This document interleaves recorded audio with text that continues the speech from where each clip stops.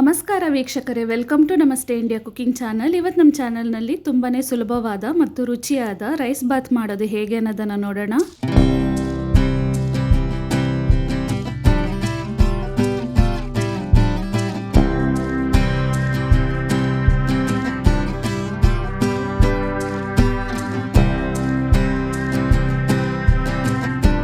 ಎರಡು ಕಪ್ಪಷ್ಟು ಬುಲೆಟ್ ರೈಸನ್ನು ತಗೊಂಡಿದ್ದೀನಿ, ಅಂದರೆ ಅರ್ಧ kg. ಇದ್ರ ಬದಲು ಸೋನಾ ಮಸೂರಿ ಅಕ್ಕಿಯಲ್ಲೂ ಮಾಡ್ಬೋದು. ಇದನ್ನು 3ರಿಂದ 4 ಬಾರಿ ಚೆನ್ನಾಗಿ ತೊಳೆದು ಅಕ್ಕಿ ಮುಳುಗೋ ಅಷ್ಟು ನೀರನ್ನು ಹಾಕಿ 15 ನಿಮಿಷದವರೆಗೂ ನೆನೆಸಿಡ್ತಾ ಇದ್ದೀನಿ. ಒಂದು ಮೀಡಿಯಂ ಸೈಜ್ನ ಈರುಳ್ಳಿ, 2 ನಾಟಿ ಟೊಮೆಟೊ ಮತ್ತು ಅರ್ಧ ಕ್ಯಾಪ್ಸಿಕಮನ್ನು ತೊಳೆದು ಈ ರೀತಿ ಕಟ್ ಮಾಡಿಟ್ಕೊಂಡಿದ್ದೀನಿ.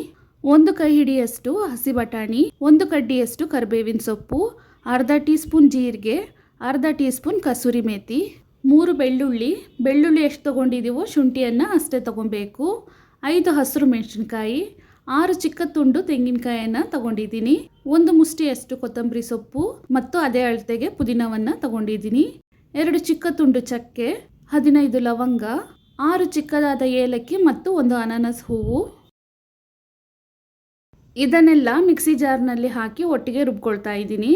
ಮೊದಲಿಗೆ ತೆಂಗಿನಕಾಯಿಯನ್ನು ಒಂದು ರೌಂಡ್ ಸುತ್ತಿಸ್ಕೊಂಡು ಆಮೇಲೆ ಉಳಿದಿರುವ ವಸ್ತುಗಳನ್ನು ಹಾಕಿ ನುಣ್ಣಕ್ಕೆ ರುಬ್ಕೊಳ್ತಾ ಇದ್ದೀನಿ. ತೆಂಗಿನಕಾಯಿಯನ್ನು ತುರಿದಿದ್ರೆ ಹಾಗೆಯೇ ಒಟ್ಟಿಗೆ ರುಬ್ಕೊಬೋದು. ನೋಡಿ, ಈ ರೀತಿ ರುಬ್ಕೊಬೇಕು. ಒಂದು ಕುಕ್ಕರ್ನಲ್ಲಿ ಎಣ್ಣೆಯನ್ನು ಹಾಕ್ತಾ ಇದ್ದೀನಿ. ಅಂದಾಜಿಗೆ 100 ml ಅಷ್ಟಿದೆ. ಇದರಲ್ಲೇ 3 ಸ್ಪೂನ್ ಅಷ್ಟು ತುಪ್ಪವನ್ನು ಹಾಕ್ತಾ ಇದ್ದೀನಿ. ಎಣ್ಣೆ ತುಪ್ಪ ಚೆನ್ನಾಗಿ ಬಿಸಿ ಆದಮೇಲೆ ಈರುಳ್ಳಿ, ಕ್ಯಾಪ್ಸಿಕಮ್ ಮತ್ತು ಟೊಮೆಟೊವನ್ನು ಒಟ್ಟಿಗೆ ಹಾಕ್ತಾ ಇದ್ದೀನಿ.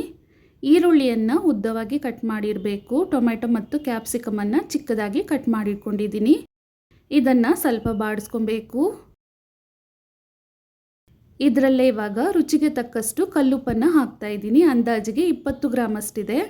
1/4 ಟೀ ಸ್ಪೂನ್ ಅರಿಶಿಣದ ಪುಡಿ, ಬಟಾಣಿ, ಕರಿಬೇವಿನ ಸೊಪ್ಪು, ಕಸೂರಿ ಮೇಥಿ ಮತ್ತು ಜೀರಿಗೆಯನ್ನು ಹಾಕ್ತಾ ಇದ್ದೀನಿ. ಹಸಿ ಬಟಾಣಿ ಇಲ್ಲ ಅಂದರೆ ಒಣ ಬಟಾಣಿಯನ್ನು ನೆನೆಸ್ಬಿಟ್ಟು ಅದನ್ನು ಹಾಕೊಬಹುದು.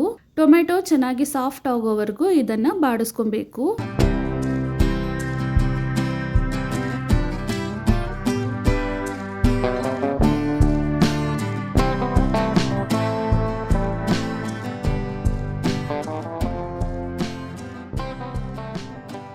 ಈರುಳ್ಳಿ ಟೊಮೆಟೊವನ್ನು ಚೆನ್ನಾಗಿ ಬಾಡಿಸಾಗಿದೆ. ಇವಾಗ ರುಬ್ಬಿರುವ ಮಸಾಲೆಯನ್ನು ಹಾಕ್ತಾ ಇದ್ದೀನಿ.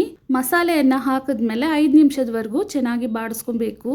ಇವಾಗ ನಾನು ಮಾಡ್ತಿರುವ ಅಳತೆಯಲ್ಲಿ ರೈಸ್ ಬಾತನ್ನು 4 ಜನ ಧಾರಾಳವಾಗಿ ತಿನ್ಬಹುದು.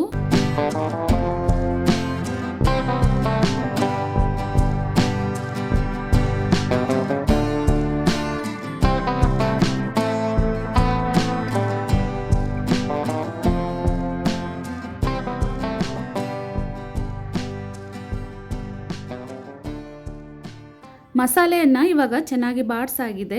ಈ ಕಪ್ನಲ್ಲಿ 2 ಕಪ್ ಅಕ್ಕಿಯನ್ನು ಅಳತೆ ಮಾಡ್ಕೊಂಡಿದ್ದೆ. ಅದೇ ಕಪ್ನಲ್ಲಿ 4 ಕಪ್ಪಷ್ಟು ನೀರನ್ನು ಹಾಕೊಬೇಕು.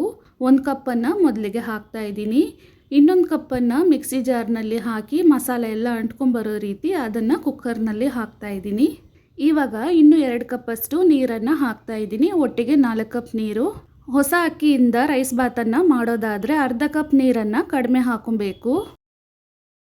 ಇದನ್ನು ಒಂದ್ಸಲ ಚೆನ್ನಾಗಿ ಮಿಕ್ಸ್ ಮಾಡಿಬಿಟ್ಟು ನೆನೆಸಿಟ್ಟಿದ್ದ ಅಕ್ಕಿಯಿಂದ ನೀರನ್ನು ಬೇರ್ಪಡಿಸಿ ಅಕ್ಕಿಯನ್ನು ಮಾತ್ರ ಕುಕ್ಕರ್ನಲ್ಲಿ ಹಾಕೊಳ್ತಾ ಇದ್ದೀನಿ.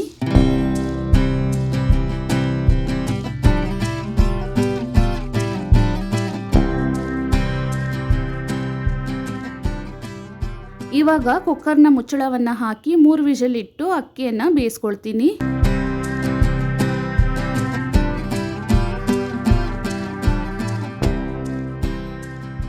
ಕುಕ್ಕರ್ನ ವಿಷಲ್ ಇವಾಗ ತಣ್ಣಕ್ಕಾಗಿದೆ. ಮುಚ್ಚಳವನ್ನು ತೆಗೆದು ಅನ್ನವನ್ನು ನಿಧಾನವಾಗಿ ಮಿಕ್ಸ್ ಮಾಡ್ಕೊಬೇಕು. ಅನ್ನ ಬಿಸಿ ಆಗಿರಬೇಕಾದ್ರೆ ತುಂಬಾ ಮಿಕ್ಸ್ ಮಾಡಬಾರ್ದು, ಒಡೆದೋಗೋ ಚಾನ್ಸಸ್ ಇರುತ್ತೆ. ಸ್ವಲ್ಪ ತಣ್ಣಕ್ಕಾಗಕ್ಕೆ ಬಿಟ್ಟು ಆಮೇಲೆ ಮಿಕ್ಸ್ ಮಾಡ್ಕೊಬಹುದು.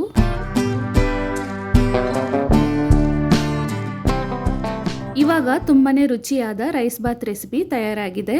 ಇದನ್ನು ಹಾಗೇನೂ ತಿನ್ಬೋದು. ಮೊಸರು ಬಜ್ಜಿ ಅಥವಾ ಚಟ್ನಿ ಜೊತೆಗೆ ತಿನ್ನಬೇಕಾದ್ರೆ ಇನ್ನೂ ರುಚಿಯಾಗಿರುತ್ತೆ. ವೀಕ್ಷಕರೇ, ಈ ವಿಡಿಯೋ ನಿಮಗೆ ಇಷ್ಟ ಆಗಿದ್ದರೆ ನಮ್ಮ ಚಾನಲನ್ನು ಲೈಕ್ ಮಾಡಿ, ಸಬ್ಸ್ಕ್ರೈಬ್ ಮಾಡೋದನ್ನು ಮರೆಯಬೇಡಿ. ಧನ್ಯವಾದಗಳು.